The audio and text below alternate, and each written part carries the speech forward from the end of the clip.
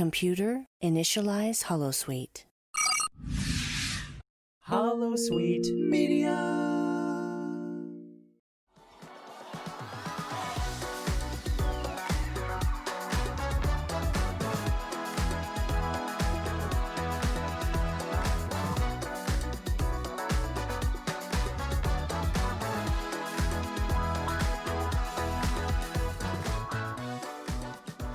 Salutations and welcome to Blast Shield, a Star Trek Lower Decks podcast. My name is Katie and I'm joined by my significant other. Wow. Kyle West. What an introduction. Insignificant other. Wow. So before we begin with this week's chat, we just wanted to say a big thank you for all the kind comments we've received about our podcast. I've just loved hearing them and reading them. And we have so much fun doing this and love that so many people have enjoyed listening to our crazy rambling. I thought that it would just be us. Talking to ourselves. Yeah. Not quite. We have hit the charts. Hooray! On Apple Podcasts and That's stuff. so good. So we're doing okay.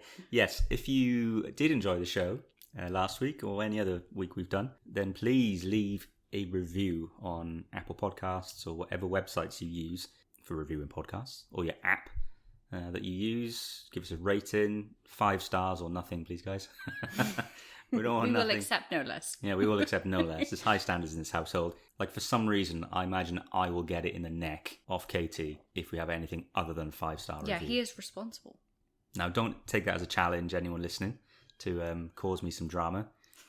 You may have just heard some birds. What would you call that? That's not singing. Squawking. Okay, so they're doing that.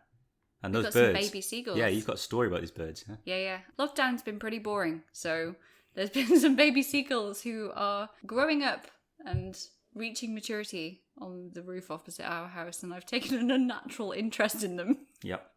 But they're leaving the nest. I can see, like, they're learning to fly, and it's quite emotional. You actually sit there eating your dinner sometimes, like giving a running commentary on I would try to deny what it, but what the baby seagulls are doing. It's entirely true. And one fellow flew over my head the other day, and that was an emotional moment. It was like when Free Willy jumps over Jessie, and it's like, oh, wow.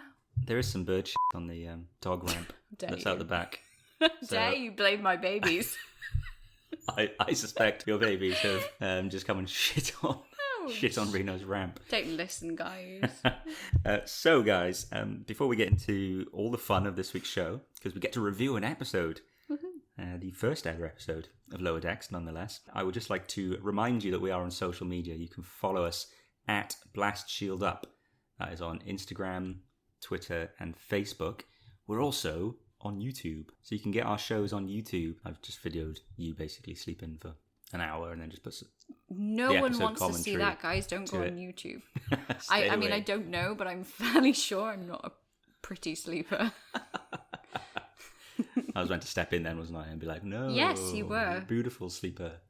I wouldn't know, because Harrison comes We don't in. sleep at the same time anymore. Harrison comes and takes me out of the room all the time, so I wouldn't know what you look like when you sleep. Yeah, follow us on social media. We're on YouTube. We don't have a fancy channel name like in the link, because you don't get that unless you're like a worthwhile YouTube content creator. So you have to have like a certain amount of subscribers. So please subscribe on YouTube. You've all got YouTube accounts. You don't even have to watch our videos. Just subscribe so that I can get to a certain number and change the name of the channel. But if you search for us, Blast Shield, we're on there. Yeah, watch us that way. Some people do that apparently. When you go into any like marketing for podcasts, they talk about how it's really important now to be on YouTube. I never imagined that. Yeah, I never would have thought to pop YouTube on to watch a podcast. No. That's fine. I have actually done it. Have you? Unintentionally. I've been going through videos of like interviews and stuff on YouTube. And you go into the wormhole. And then you just end up on the autoplay. You end up in like another podcast. So I go with it. And finding out about stuff that you never knew existed. You do find things out. Like Katie's drinking wine right now. I'm fine. She's fine. I'm fine. She was on a gin and tonic when I took Harrison to bed. I've returned about an hour and a half later, and she mentioned maybe having one too many wines. So I'm not sure how many drinks got consumed. TGIF, right? I don't even know what day of the week it is these days. I'm not sure. I have no idea. I say TJIF and I've got like a 1 in 7 chance of being right. Being right, and I wouldn't even know. So, and, No, and no one, exactly. like odds are, no one's gonna be listening to this on a Friday anyway. Yeah, So there we go. Katie did buy me some beers, but she didn't get me one from the fridge when she went over to top up her wine. So I wasn't gonna mention it till right now on the podcast. So I'm calling her out. The fridge is about 3 meters away for I know. anyone who... I know. So if we are echoing at all, it's because we're not recording this in the normal podcast recording space of our house. I used to record at the desk in our front room when I was doing solo podcasts, and we used the same room last week when we did our first episode together, but we had to bring in like the kids table and sit at it because we have to be opposite each other with the microphone, and it wasn't great on our backs. And this time I couldn't be asked to set it up. You could make us sound less like old people. Well, we're kind of hip and young. You're only as young as you feel. Exactly. I mean, I hobble around, and I was complaining about my back after putting the food shopping away earlier. So we're in the back room, which has a breakfast bar, which is perfect for podcast nat. But unfortunately, the room, which we didn't know until I did a sound test last week when I thought we were going to record in here, we didn't realise there's actually an echo in this room with my mic, because the mic is such high quality, it picks up everything. So we've sat in here anyway, so I apologise if there's a slight echo. If no Just one mentions... imagine we're in a cave. Imagine we're in a sentient cave. There we are. See? Hey! Did you even mean that when you said cave? No. Oh, It man. was just a happy coinky-dink. We linked it to Lower Decks without even meaning to. How? That is why we are the best damn... We're right here. I was in going to say the moment. best damn Blast Shield podcast. I keep doing that. I keep calling Lower Decks Blast Shield. Yeah. Do you do that? Same. Do you? Yeah. No, really. Do you? I'm not joking. Yeah, it's a real problem. So if anyone hears us refer to the Lower Decks as I mean, Blast I'm not Shield... entirely in there with the lingo yet, but No? you can forgive me, but Carl doesn't know what the hell he's talking about. Not at the best of times, not at all. So we've gone on for ages, and I haven't even told you to subscribe. Yes, you have. Did I? No, I Yes. didn't. I said leave reviews. No, you said subscribe. I don't know. Because then we can change our fancy name. Oh on no, YouTube. that was YouTube subscriptions. I need to push other subscriptions. Oh. Oh yeah, so please, if you listen to this and you haven't hit subscribe yet on your podcast app, please hit subscribe. Yeah, It do means that. you might get a notification. I don't know. Are your podcast notifications even on? Mine aren't. And I have several podcasts. Yeah. It may also be on auto download, so you'll have an episode waiting for you when we release. Nice. It's like a present. Like a present every Sunday. Hmm. So yeah, we're just rambling away here. Do you realize we didn't actually turn the light on?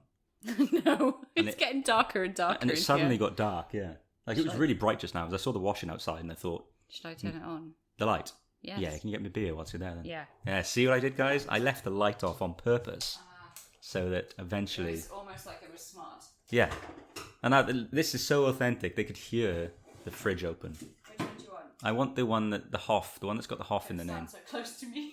Yeah, well, we haven't got no choice right now. What's that one called? Is this it? Is this it? I mean, God... You bought all these. I'm starting to sense a hint. What's the first one? What was the first one again? Don't stand. Don't stand so close. Don't stand to so me. close to me. The next one says, If "Is only the is Hoff this had it?" a beard. I want that one. Yeah. Yeah. If only the Hoff had a beard. That's the name of my beer. Blast Shield, a Star Trek Lower Decks podcast, is unofficially sponsored this week by Weird Beard Brew Co.'s If Only the Hoff Had a Beard. It's obviously about your man from Baywatch, Yeah. but they've used one F. I'm guessing there's like a brand thing on it. It's double F, isn't it? I think it's brewed in Cardiff, though, isn't it? Is it? He's married to a Welsh girl, do you know that? Yeah. That's Yeah. why, I think. Yeah, I'm assuming so. The last time I saw him was in the SpongeBob movie. He was in the SpongeBob movie? Yeah. Live action him? Yeah, as himself. Jesus. Anyway, please subscribe to our podcast on whatever podcast app you use. Helps us as well. And like I said, any ratings or reviews, that really helps us with where we show up and things on the apps. So please do that. First things first, spoiler warning. Yeah. We ain't holding back.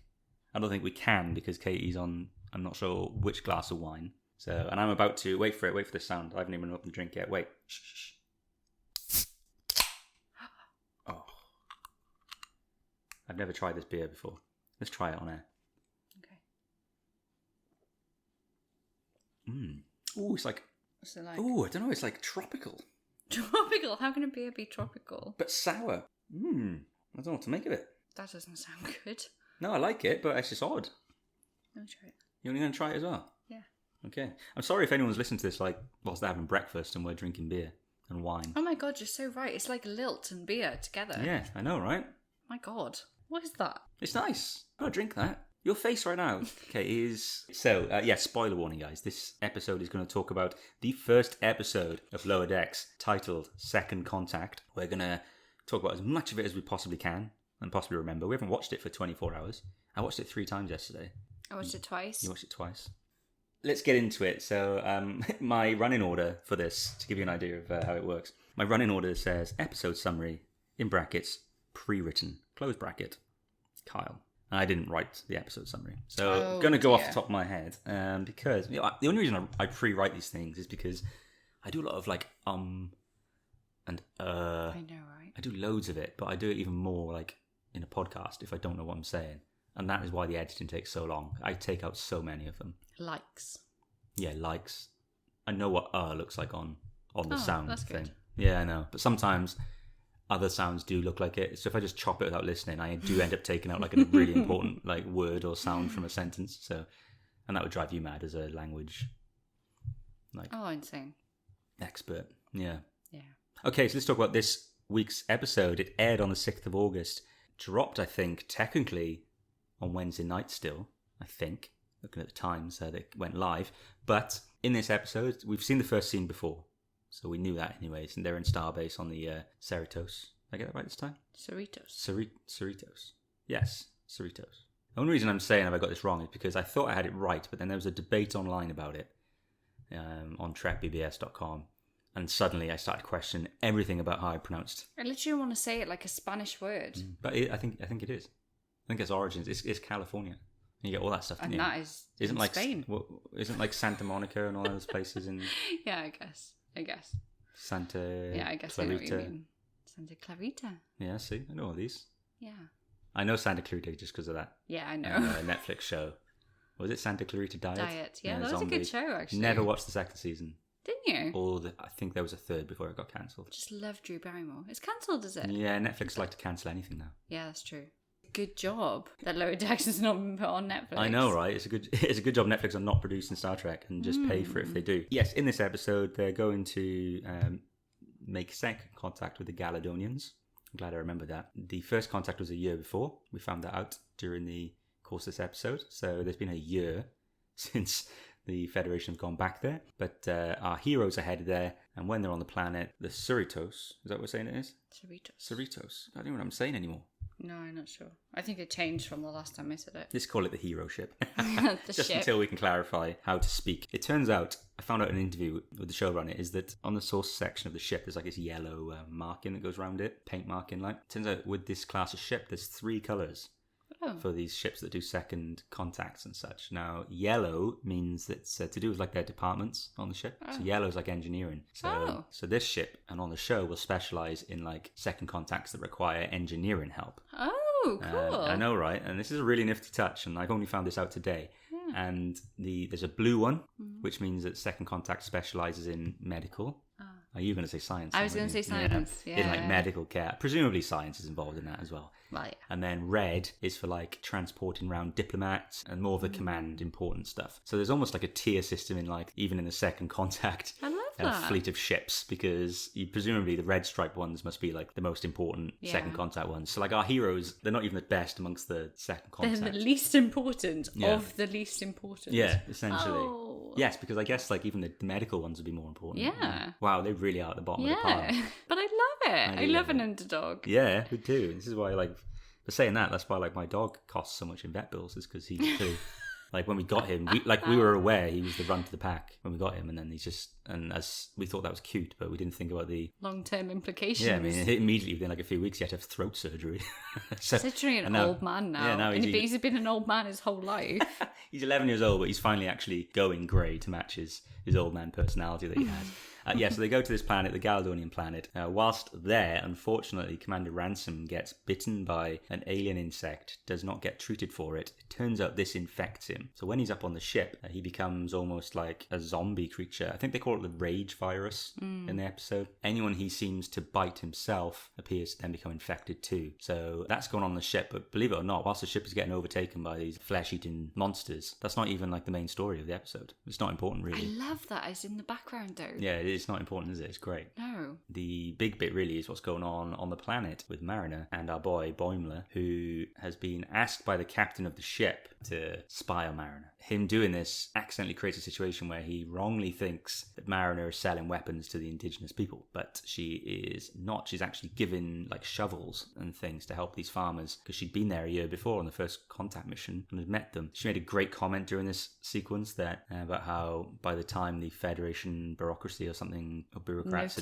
had noticed them. Yeah. And it was like that way of saying it, like, as we've always seen in Star Trek, in these first contact missions and stuff, they always deal with like the government and stuff, and they're just taking their word. Now, what would happen, like us in the UK or America, for example, say the Federation arrived at our planet, met the White House or here in 10 Downing Street, our leaders, or anyone who's listened to this from whatever country, and those leaders spoke for the planet, we just wouldn't get anything, would we? Yeah, we wouldn't 100%. get a look in. We wouldn't get a look in. And I guess that's what was being alluded to. It's so relevant to our society now that if you met the government, it maybe wouldn't be representative of everyone in society. And that's kind of the hint we get in this episode. And I love it. Yeah. This whole situation leads to a big insect creature thing getting out. Turns Hope out we don't have that. Yeah, well, yeah, I hope not.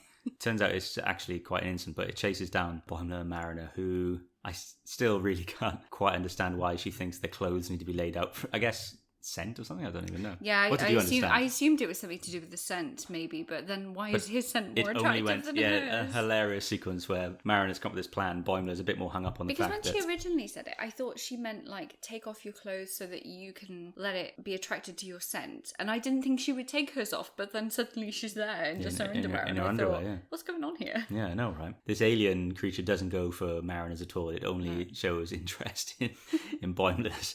Boimler doesn't want to go along with the plan because he wants to wait until he's seen it attack Mariner's outfit. But Mariner jumps off this tree in her underwear onto the back of it to try and wrestle this thing to the ground. They don't want to kill it because it may need...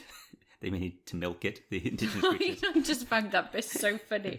It'll spoil the milk. Yeah, and she didn't even know. She wasn't sure that it needed to be milked, but Why do you want to milk she just assumed it probably needs to be milked, and it turns out she was right. When Boimler jumps down, he ends up in the mouth of the creature. The fear that he was getting eaten was actually incorrect. It just needed to suckle on him a little bit until it could fall asleep. So I guess it's a little dummy. Yeah. Little pacifier. So he loses his underwear in this as well. Like when he comes out, he hasn't got any underwear on.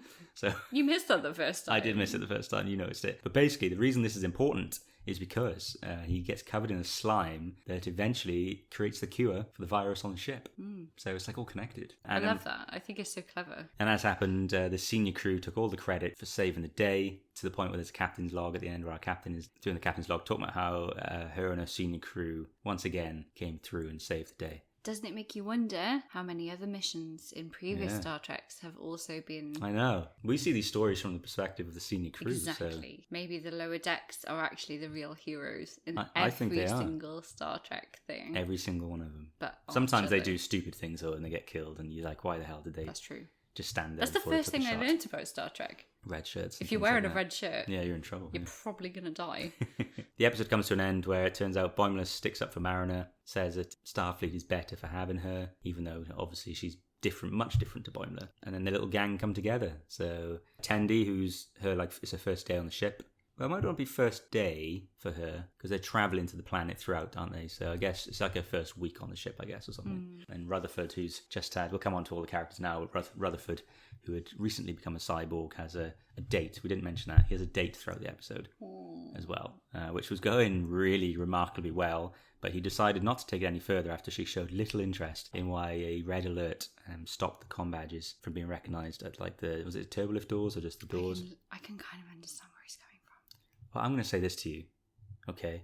In that situation where there was these infectious zombies taking over the ship, if the doors were recognising comm badges, all of those officers who were infected had comm badges, so they would be able to freely move around the ship. Oh, yeah, that's true, actually. It feels like a slight plot hole, dare I say. Oh, no. Shouldn't the red alert precisely do that, lock down the doors? And they did get in. Yeah, so it's interesting, isn't it? So technically, I know, I know. But they think about so much on this show. It's so smart, and they've thought about everything with Trek that there's probably an answer for that. Have faith that there will be an answer later on. I don't know if we're going to be that serialised that this is ever going to get mentioned again. Oh, I like having faith in a serialised show. Did you enjoy this first episode of Star Trek Lower Decks? I really did. I mean, to be honest, I don't see what's not to enjoy about it. It's so light-hearted, but then also you can see the serious side of it as well.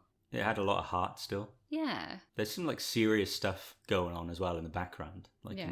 But that's the thing; it is in the background, so You can enjoy the light-hearted stuff. Yeah, I thought it was funny. Not always laughing out loud funny. No. But I mean, there are some comedies where once I start barely laughing, I can't stop.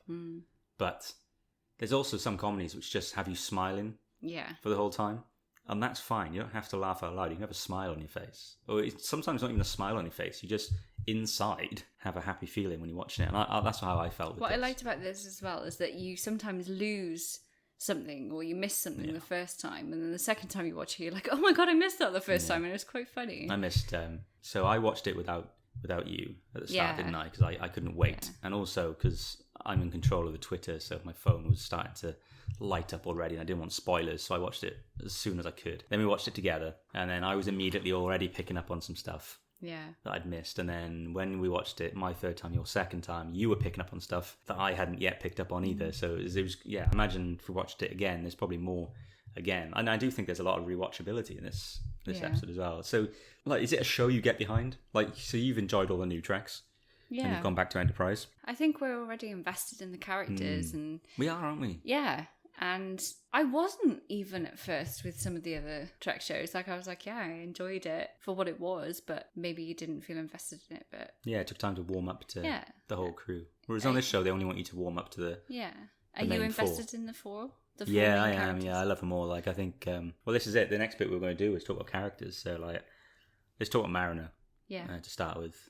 It's obviously an ensemble show, but Mariner is clearly being positioned as the lead, I think, of the show. That could change. But also, she's credited first as well in the opening credits. I think Mariner's the main lead, and I love her. Online, people either love her or hate her. I bet. And some people are just annoyed at how quick everyone talks on the show, and they use her as an example, but that's just the nature of the show, and it's just animation. I generally think some people... I won't describe the gesture that... Katie just did, but that would give you a warning on some message sites. Well, luckily you can't see me. Luckily you'll never see Katie on a Trek website, probably anyway. Unless, again, you are already on them. And like, wouldn't you like to? I'm really curious. I need to look what social media accounts you follow. I'm just curious as to how involved you are in Trek. Getting more involved. Yeah. I think there was a lot to Mariner that people weren't even looking for, and I was surprised by it. Like, I saw a character who's fundamentally flawed. She has all the abilities. Like, she jokes in the episode saying that she's always right, and actually she was always right in this episode. She knows about all the regulations and stuff. She knew more than Boimler, and Boimler's like the book nerd. She's just that good, but she chooses not to use She's obviously naturally that way inclined. Yeah. And I desperately, like, even after the first 5 minutes, I desperately want to find out, where did things go wrong, babe? Yeah. You want to just spend a night there drinking some wine. I do. I want to chat with her. Do each other's hair, and be like, hun, what happened? Yeah. And I think she'd definitely drink with you from the looks of it. She sure would. She enjoys a drink. Do I want some of that Romulan stuff? Yes, I do. Romulan whiskey, they call it. It's against regulations. Yeah, Romulan ale is also banned. I was going to say Romulan ale, and I was like, I think ale. it's the other one. If we were still drinking G&Ts when we started recording this, I was going to call them Romulan gin and tonics, but we missed that opportunity. Yeah. We could have lied. Could have lied. So let's talk about the twist with Mariner, because I think this will go into what I want to say, is that we find out that she's the daughter of our captain. Don't share the same surname, though. Now, we find this out in a scene where it turns out it's Mariner's father, who's an admiral, on a call to her mum. And this is where we get the revelation that she's the daughter. Now, I missed some important parts. 2 lines I missed because I was trying to watch this the first time with my son there. And he chose 2 moments where the admiral calls her, I think, sweetheart or sweetie. Sweetheart. And then when he says, love you at the end. So I missed those bits, just as 2 lines, because Harrison spoke at both occasions. And so it meant that I was from everything else in that scene, I was under the impression that, and also because Mariner's got a different surname to her mother, I was under the impression that they were divorced, and that Mariner had been a child of divorce and had kind of rebelled against everything as a result. But it turns out that's not the case. I found out on second viewing. I'd already made an ass of myself on some of the Trek sites and stuff talking about it, but it's great depth. But it made me think anyway that we now have a situation where I'm curious as to why she's got a different surname. That will most certainly come up on the show. Maybe she didn't want the family name. Maybe she changed it to distance yeah. herself from... Yeah. Because she doesn't seem to associate very much with... No, she doesn't. No one... Well, Boimler doesn't know that... Boimler doesn't seem to know after they've served together for a year. Yeah. He doesn't seem to know that there's a relation there. And I was thinking about, like, her being so smart and things, and she has got Starfleet values. She's trying to help those farmers, okay? Yeah. And she's finding solutions. Didn't want to just kill the aliens. So she's definitely like a Star Trek character. And she's got the smarts. But her dad's an admiral. Her mum's a captain. It's as if all the pressure that was probably on her to also succeed, and she had the skills to do it, but she's chosen not to. And she mentions being higher ranked and that she got busted down. Something happened and she got busted down a rank. So I'm curious to find out what that was. I feel like it will be something that we would have all done, and then she would have just been bitter. But yeah, I feel like it's the family relationship. It's like a bit of foreshadowing with that whole thing with when Boimler thought she was selling weapons and she was actually selling tools. Yeah, exactly. Like, it's something that we can probably relate to, which makes us relate to the four main characters more than we do to traditionally we would have related to the people on the bridge, wouldn't we? Yeah, oh, absolutely. You're a big fan of Mariner then? Yeah, I am. Yeah, I think she's like not the dark side in all of us, but like the bit that doesn't quite want to comply. I get that. I identify with her because when I was a teenager and stuff and in school, I'd always been smart, getting some of the top marks, but I started to become a bit interested in other things, and eventually I became more interested in those entertainment, well, Star Trek actually. I remember one time I was watching Next Gen DVDs and I definitely should have been studying for some kind of college tests or exams. So I identify with it because eventually my smarts kind of got associated, though. Like I moved into other things. I became very knowledgeable about stuff that entertained me rather than stuff that would educate me.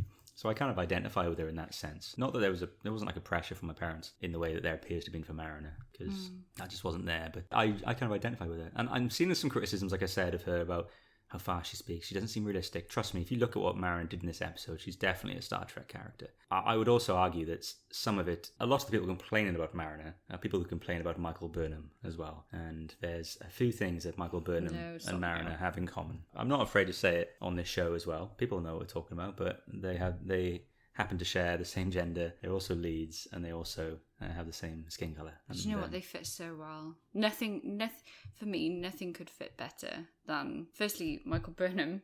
Nothing could fit better than her. She's such a great lead. Which is funny, and we'll say as well, we weren't fans of her on Walking Dead. No, didn't I? When I found out she was leading a Star Trek show, I was so disappointed Yeah, because you said to me like, we're going to watch this show, and I was like, no, I can't do that because Sasha on Walking Dead was just. Couldn't stand her. No, couldn't bear it. But then it's like she found her place on Discovery. She's so good. Discovery seems like in sync with her spirit. That. Yeah, I think Mariner really is, and I think she fits as well because she is positioned as the lead. Now, this is an animated comedy as well. Now, the leads are always a bit wacky on animated comedies. Like you look at Futurama with Fry, he was a bit nuts. You can look at Family Guy, Peter is crazy. You can look at Final Space, which is the best comparison, I think, for Lower Decks. And Gary, he's crazy in that as well. And he's still a hero. So I just think that people just don't understand this genre a little bit. But yeah, I think Mariner's great. I love her relationship with Boimler as well, who we're going to come on to now. I love that. I love that it's not immediately something romantic as well, which you would expect in not every other Star Trek show, but every other show. Like you expect if there's a female and a male lead that there's going to be something romantic between them, but it's such a lovely relationship that they have. It is more brother sister, isn't it? Yeah, older sister and younger brother. Older sister. Yeah, there's no romance there at all. What do you think of Boimler then, as a whole? To be honest, I find him super relatable. Like, like I wish I was more like Mariner, but for Boimler, I'm the kind of person that wants to live by the book, and I get that. I think the trailers made Boimler look more goofy than he actually is, because in the show, I think he's actually pretty switched on.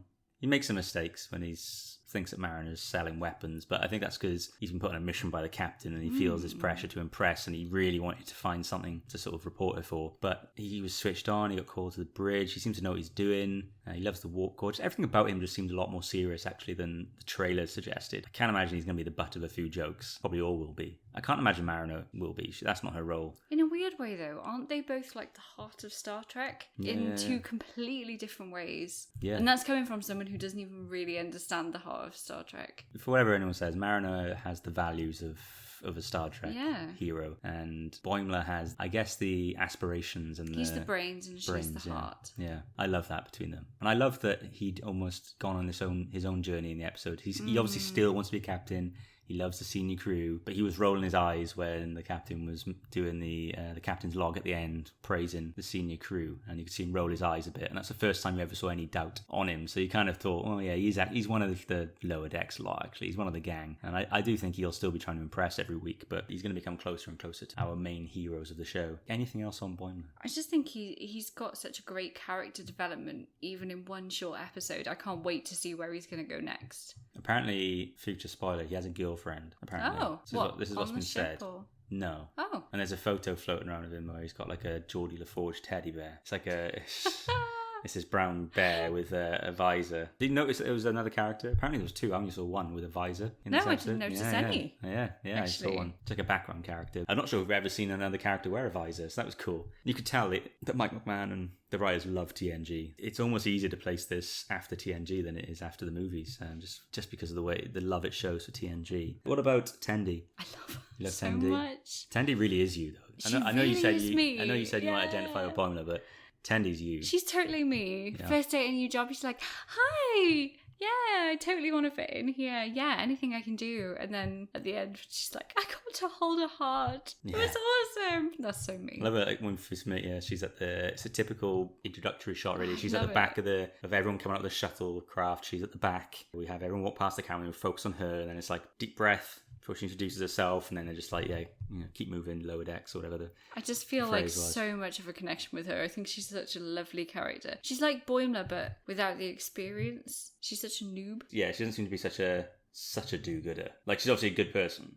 Yeah, But like Boimler's like a suck-up. Yeah, like not a job's worth, Yeah. but like, you know what I mean. But I like Boimler. I think he's a good character. But yeah, she's like a little noob. Love her. She got a bit to do in this episode, but she wasn't the focus of it. But I loved when she walked into sick bay and was like, hey, green girl, and come over here, and she's like getting covered in this But she lives for it. slime. She did seem to love it, and at the end, Yeah. when like you said, they were so exhausted against the door. They're like, so sorry for you. This is not always like this, and sorry for your first day or week, whatever it was. And she was like, are you kidding? I got to hold a heart, which was a lovely, like you just said then. It's just a line I think that's going to remember So good. from the show, and her relationship with Rutherford that seemed to develop at the end as well. Love that. Interesting thing Yeah. with Tendi, though, if you remember from your Enterprise first watch through, you found out that Orion women actually rule the Orion society, and we call them Orion slave girls, but it's the men who are the slaves. And remember those Orion women who could like use their pheromones or something to control Yeah. men? So I wonder if if she has these abilities. Yeah, maybe. And she doesn't- Or maybe she's so lovely, she just chooses not to use them. And she doesn't look like an Orion female either. She hasn't got like a black hair or. So That's I 'cause don't she's think. not Has she like got a black hair? female. I don't think she's got black hair. No, Actually, off the top of my no. head, she's a really cool character that we're going to get to know more, I think. Yeah. And what about Rutherford? He's so funny. Rutherford's hilarious. When I first watched it through the first time, I found some of his bits really funny. Like, I think I may have laughed out loud first with Rutherford. But I also wasn't too sure that I could warm to him as quickly as everyone else. But when I watched it the second time, I was like, yeah, Rutherford's like, he steals some of this episode. He's so funny. His introductory scene, which you loved. Yeah. When yeah. she's like, Rutherford, or whatever she calls him, and they're talking, and it turns out he's got a date. He's totally cool about it. Yeah. And then she's like, aren't you nervous? And he's like, yeah, And man, I he's can't like- because of these implants. And then she Yeah. does something, and then he freaks out. Marinef like messes around with his implant. He's like, I'm so nervous. I haven't prepared any jokes, blah, blah, blah. And it's just so funny. I don't like the way I look. I can't change the way I look before tonight. And something like his face. I don't know. He's really funny, and he runs off. And then the date was hilarious, I thought. The date was so good. Who does she complain about? And then he suddenly has like this outburst. I can't remember what it was. What was it? He talks about, oh man, he has a Vulcan outburst, doesn't he? He Basically, basically, he says it. We found out the cyborg tech is like Vulcan, Yeah. and there's this Vulcan like logic thing and like or emotional control thing that's in his.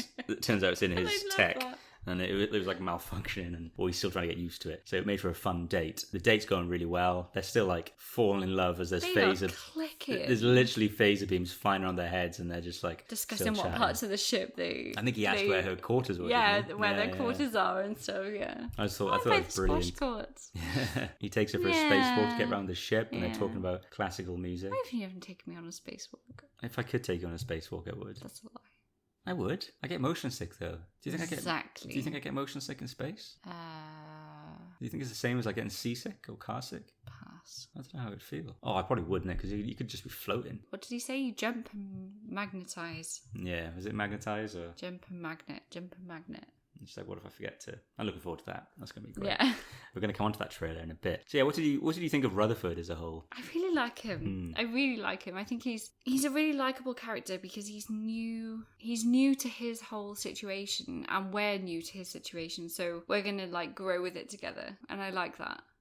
As someone who is not really super familiar with Star Trek in general or like being a cyborg, I love that we're going to be able to grow with him and find out like what difficulties he's going to have. Do you think he would have opted into becoming a cyborg, which doesn't seem to fit with what you wouldn't know this, but doesn't seem to fit with what Starfleet would allow? Yeah, at that under time. what circumstances So- would he have become a cyborg? Well, the way Trek seems to treat cyborgs now seems a bit different to how it had in the previous Treks. Because Discovery has like Ariam and such who were cyborgs, but understand that saved her life, didn't it, from the sounds of it? Yeah. So we never really had anything before, because Data was meant to be this like amazing, because he's an android, meant to be an amazing piece of work. I can only assume that he'd been in an accident Yeah. was made into a cyborg, I guess. But curious to see that as well. Yeah. There's this thing that we've got so many unanswered questions about the main cast. Like, We don't often come across a cast in Star Trek who already know each other, apart from Tendi, who know each other before the show begins. Discovery, kind of, because, okay, the first 2 episodes are different, but when we go on to the actual Discovery ship, Michael knows Saru and Detmer. She knows them, but generally speaking, they're always meeting each other as they go, apart from in TOS. So this is like a nice dynamic where they already know each other, and there's history that they can mine. The ship is old. There's history with that. I'm really interested in Marina's family relationship. As soon as it was revealed, it was like, wow, the show is adding a layer of depth I didn't expect. This is why she's obviously the lead, because she's got so much more depth to her Already, yeah. than everyone else. Yeah, there's more going on with her than... And I can't wait to find out. Yeah, like I'm really interested in that Yeah. relationship. Did you suspect? No! At all? Can I be honest? Did you? Yes. I never did. Did you? Yes. And people are going to be rolling their eyes listening to this. But genuinely never thought it during any of the pre-hype or trailers. It never crossed my mind. But when we were watching it, I don't know why, but like within the first like third of it or something, maybe first half, it just popped into my head about maybe they're related. I don't know why. I don't know what did it. There's nothing similar about them. No, I know, but I ruled it out in my head then as well because of the name being different. Yeah. Which is why when it came out in the end, and obviously Harrison spoke over the bits and that he did, made me think that it was divorced. I was like, oh, right, yes, actually, that makes perfect sense. I didn't even consider that she'd have a different name because the parents might have been separated. I did in the course of the episode consider it. I don't think the episode was doing anything to make me think it. It just popped into my head suddenly. Even the bit where she's being a little bit insubordinate and like joking with her like she's a teenager with him. Like, I didn't even get that then. Even then, I just thought she's just a little bit insubordinate. She just doesn't want to listen Yeah, now she's actually like... to authority, but it's literally she's just back chatting her mum. I love when like her dad says to her mum, put her in the brig. Yeah, And he said, don't we? Oh, We tried that. Yeah, we and tried that. She loved it. She loves it in the brig. So funny. So we're not going to talk about the senior crew today because the show isn't about them. It did flip it on its head, didn't it? The idea that actually the senior crew are jerks. Power hungry, taking credit for things. It made me look at the other shows through a different lens a little, and I thought this doesn't seem to be exclusive to this Lower Decks show. You could probably argue that all of the shows, their main characters do come off like that. And the analogy I give to you was like, it's like the head office of this big company you're in, and you always think the head office just don't seem to understand how things work. I used to work for a company where the head office people would show up with their discount vouchers and things all the time, but we never got anything ourselves, but the head office team would. And you get all the glory. Yeah, and they're the ones who get the... I identified with that a lot, but we're not going to focus on them. We'll do that another time, though. Let's talk about favourite scenes. I remember as we were going through, I was like, oh, that scene, and I definitely had more than the 3 each that we wanted to have. But what were some of your favourite scenes in this episode? I think one of my first favourite scenes, the first scene where I thought this is just great, is when Mariner tampers with Rutherford's chip thing, because I just think it's so funny how quickly his personality changes. And you were laughing at that. Yeah, I that was my first like laugh out loud moment, and I thought it was really funny because it kind of shows to us how Mariner does know what she's talking about, and Rutherford is just a hilarious Pretty character. funny. Yeah. And really relatable as well, which is quite nice. I really, really enjoyed the holodecks. Oh my sequence. God, that was hysterical. Like, I really loved that. It was like something you've, I guess, as a Star Trek fan, that you've always wanted to see, like the things you can do with a holodeck. I can't remember what Mariner's program was called, but I just love that she just has all these naked men, and even Tendi was like, "Wow, this is incredibly detailed." Because obviously we just see the bums. It's the most bums we've ever seen on Star Trek at one time. I'll tell you that much. Factoid. Yeah. Literal fact, yeah. So New Trek has given us like alien bums and Klingon boobs in Discovery and There it is. all sorts of stuff, yeah. Yeah, I love that. I just loved when they were going through the programs, and then even Mariner allows Boimler a chance to come up with one. He picks the warp core, and it's so boring. Unless you're a total nerd. Yeah. You love it. Yeah.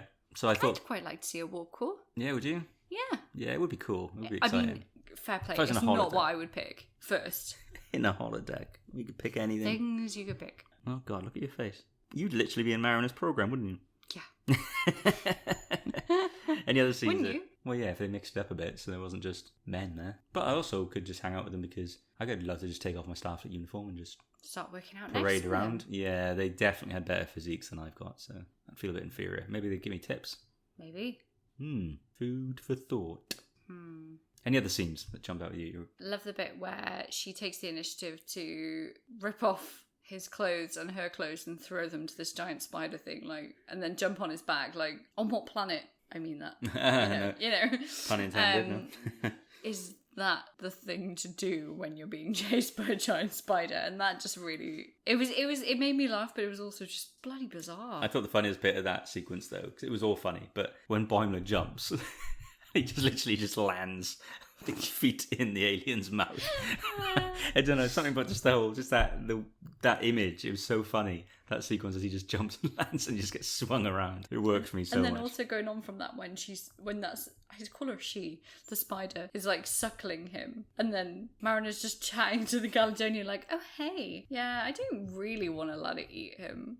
Yeah. I think it's so funny because it's like just go to your happy time place. should be of the essence, but in Yeah. fact she's just like, well, we'll just see what happens. And before in that scene as well, when he says it was stunning about phasing it, and then eventually the aliens appear and like, no, please don't phase her. We need the milk. And then she's like, did you hear that?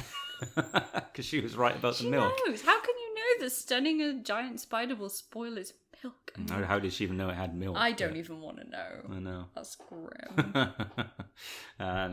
So yeah, I mean that whole scene was funny. I already mentioned I loved the bit where Rutherford and Barnes, the ensign he was on a date with, were still like chatting away whilst the phasers were flying around. One bit that I found hilarious was when Tendi is in sickbay and she has to hold the heart and she has to pump it herself. And then I can't remember the exact words, but the guy whose heart she's pumping with her hands, he's like, ow, you're holding my heart and squeezing it. Really, really hurts. And she's like, I'm so sorry. She's like, ow. It's like, she's clearly loving it, which is hilarious, but not in like a sick way, like, oh, heart, it's hurting you. It's like, this is so cool. I wonder what happened to him that they had to, like, have his heart out. I imagine that he had his chest ripped open by someone who had the rage virus, but we just weren't privy to that To the actual particular moment. We just saw the heart hanging out of his chest. And the protect this slime, or whatever the line was. Yeah. It's like, everybody, protect this slime, pointing at him. You know what was really gross as well was when the alien creature fell asleep. eventually, and then just Boimler just slowly, not even control because his arms are pinned, he just like slides out of its mouth, and he's missing his underwear. Like, oh my goodness! It's just like if that could happen to any character, it's hilarious that it happened to Boimler because he's the least likely person to just like keep calm and carry on. Yeah. I think he's going to be the victim of lots of jokes like that and things happening. But I mean, there were so many funny bits in the episode, and there was the bit in the final sequence when I love the shot as well of when you see the senior crew are having a drink in the bar and you see them watching on, disapproving of the crazy ones. Our heroes, because I've been there in a pub's set when you know you're having fun on like a big team night out or something. The ones who are just boring or miserable, just looking over at you, almost down their noses, but you're having a whale of a time and having some drinks. But there was a moment in there where Mariner, when she turns, she's like, "Do you know about Spock?" She's like, "Dude came back from the dead," or whatever the line was, and it just cuts in on her when she says "came back from the dead," and I just that tickled me. And he's like, "Yeah, I think I know who Spock is, because Spock is still alive in that universe at this point. It'll be about 5 to 7 years." Until Spock eventually tries to save Romulus from explosion, which you know about. Then he gets thrown into the Kelvinverse for the films. I love that little bit at the end though, because even though I don't necessarily get all of the references, the ones that I do get, I'm like, I know that one. Yeah. I know that one. So it makes you feel quite connected to them, because it's like, ah, they're talking about stuff I know about. She said like my man Worf or my boy Yeah, Worf or something. So you does know she I know know Worf? Worf. But does she know Worf? That's what I'm thinking. Maybe they're mates. Yeah, it could be. I mean, but she doesn't know what bat'leth is, so. Well, she was drunk. Couldn't pronounce it. She might have known what it was. Mm. So the people who are naturally going to hate on this show anyway, because they just don't like to have fun in their lives. Don't be hating. Some of them are going nuts about that actual scene and how it's just like it's ridiculous they were talking about all these characters that we know from the shows. Yada yada, who actually does that and anything? And when has that ever happened in Trek before? I'm like, well, I've recently rewatched These Are the Voyages, the last episode of Enterprise, for my other podcast that I do on Holosuite Media.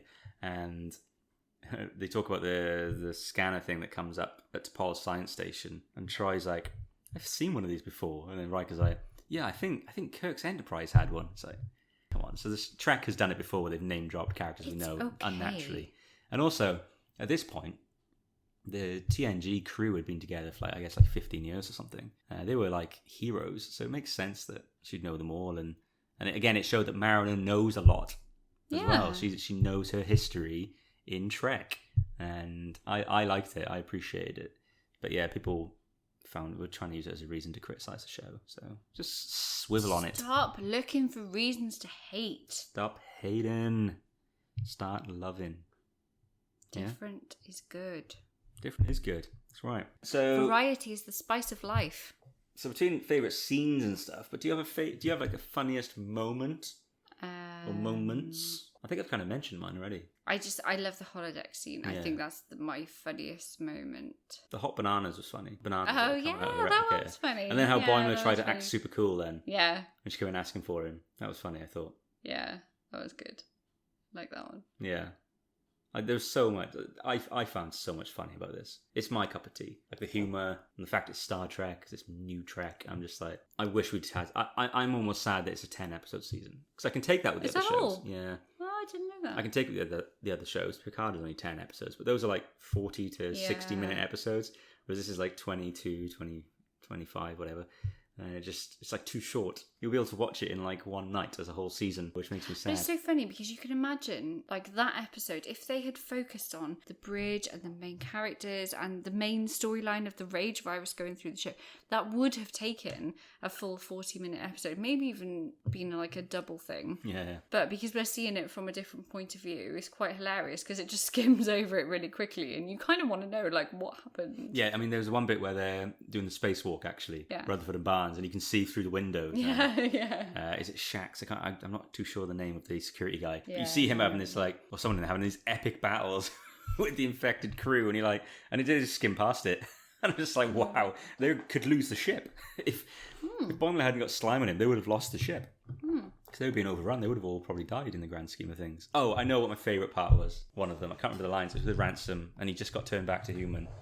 Oh, yeah. And then he's like, what happened? He's like, did I eat flesh? And then someone says, not much. Yeah, not much. He's like, how much is not much? Yeah. Or whatever the line was. That was a laugh out loud moment. Yeah. Proper lol moment. Let's talk about the opening credits. Oh.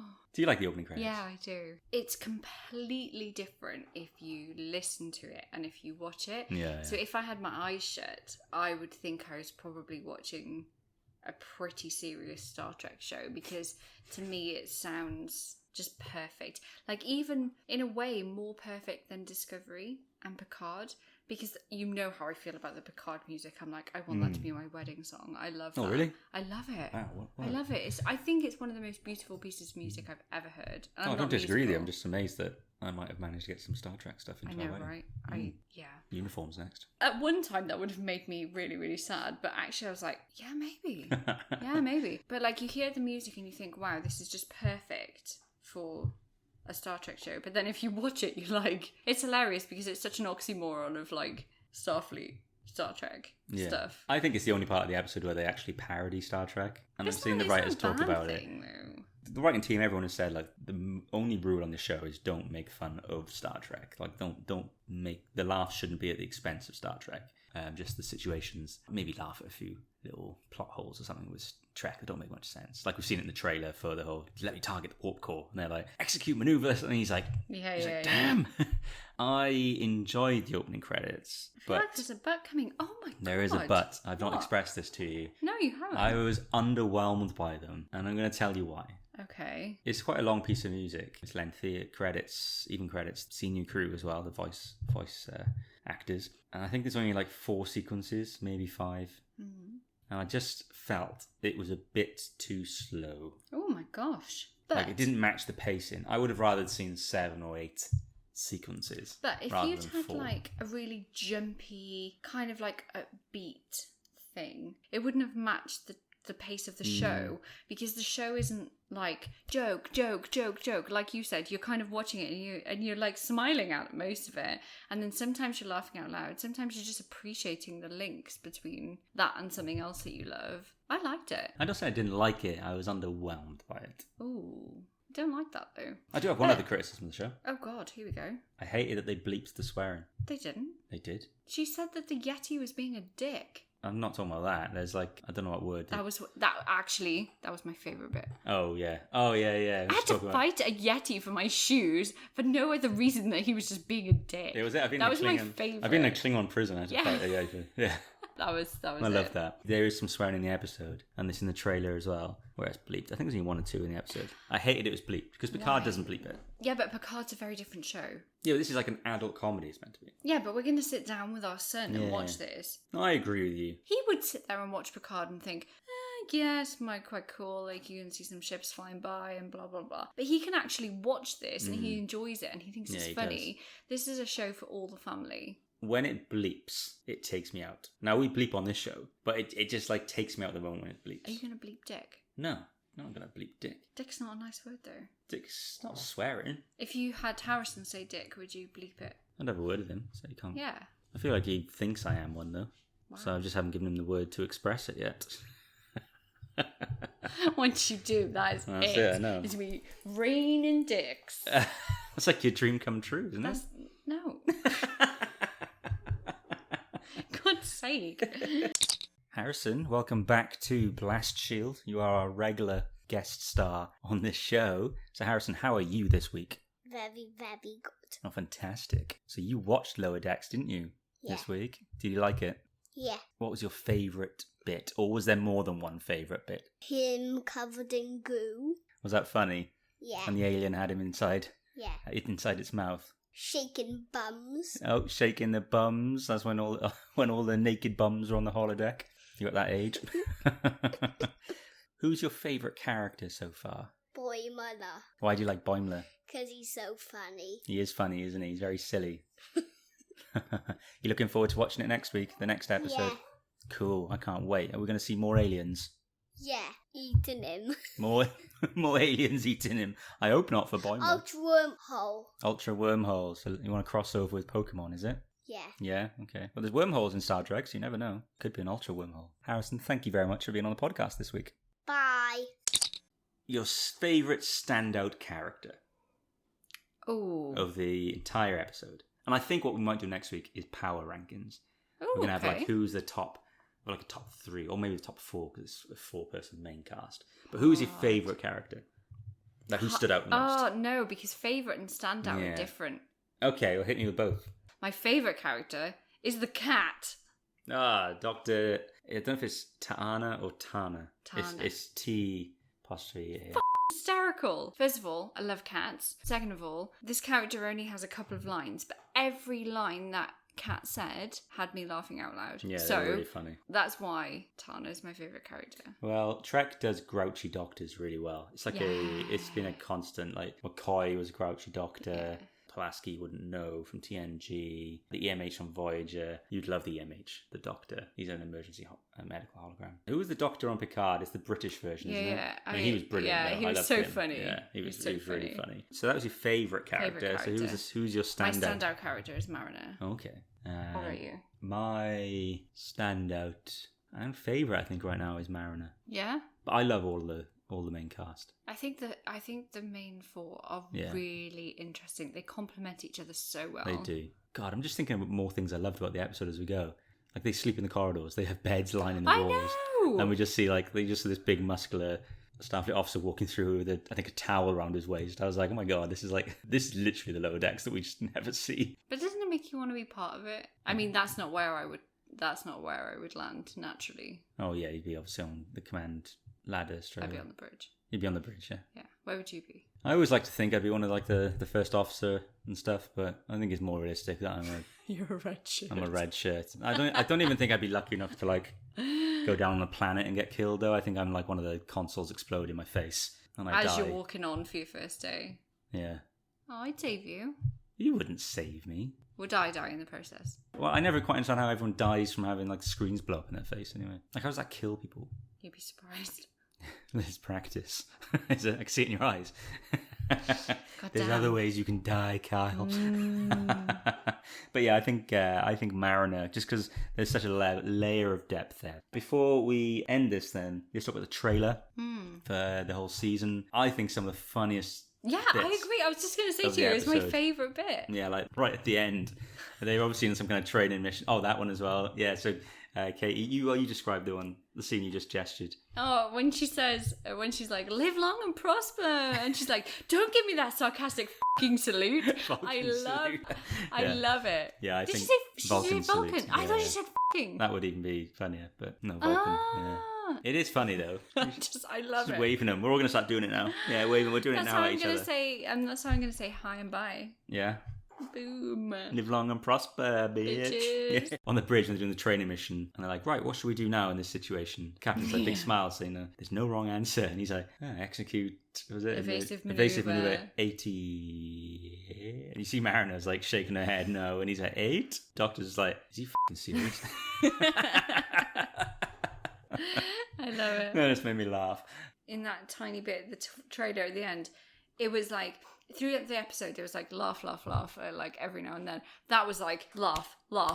It was constant. And I thought, I can't wait to see the rest. Yeah, I know. I'm looking forward to next week's episode, which is called Envoys. So I think it's the one where he's got to take the Klingon. Yeah. Yeah, where do I recognise that name from? Could it be because every Klingon name has an apostrophe? That was in it? actually, to be fair, as a languages teacher, that's my favourite bit.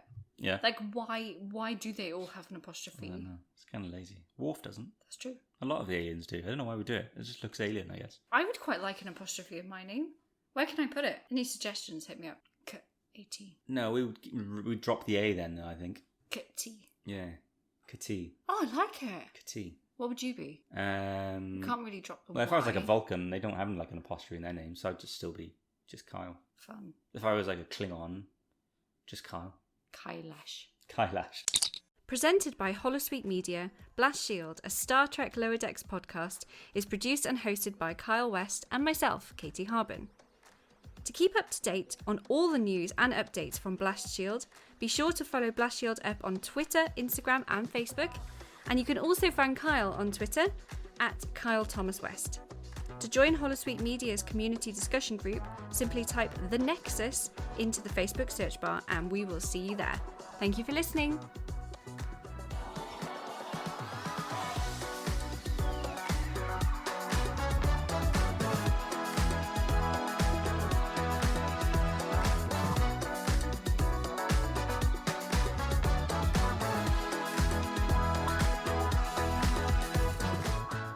This show is brought to you by Holosuite Media. Computer, list other available Holosuite Media programs. Loading Holosuite preview program for Starbase One, a Star Trek Online podcast. I don't really think that's a good idea. I order you to do it right now. Warning. The structural integrity field has collapsed. This is Admiral Quinn. You will be assigned to Starbase 1. Welcome to Starbase One. I'm Colin. I'm Admiral Aaron. I'm Dave. I'm Steve. And I'm Tom. Starbase One is a dedicated Star Trek Online podcast. If you're a first-time listener, hello. If you're a dedicated decade listener and you've been wondering where the hell we are, we're back. Loading Holosuite preview program for Open Channel, a Star Trek community podcast. True, but how do you decide what's empty fan service and what's, substantial fan service? What's the difference? Watch Star Wars: The Rise of Skywalker, and you'll see some examples of empty fan service. Okay, that's fair. Yeah. I get that. But, they can do, I've said this before, but they can do whatever they want to because it's animated. They can have any voice actor from any other Star Trek series and figure out a way to write them in. Loading Holosuite preview program for The Vedic Assembly, a Deep Space Nine podcast. I'm not going to put it down there with my lowest of lows, but my most thing about Meridian is why the hell would she be like, I've known you for 13 seconds and I'm going to go into an ethereal, non-corporeal form for the next 67 years. It's like, why would you do this? Yeah, what sane person? You're like 300 and something years old, Dax. Surely you've had a little bit more life experience than this to be running off with strangers. You're not 12. Computer, deactivate Holosuite.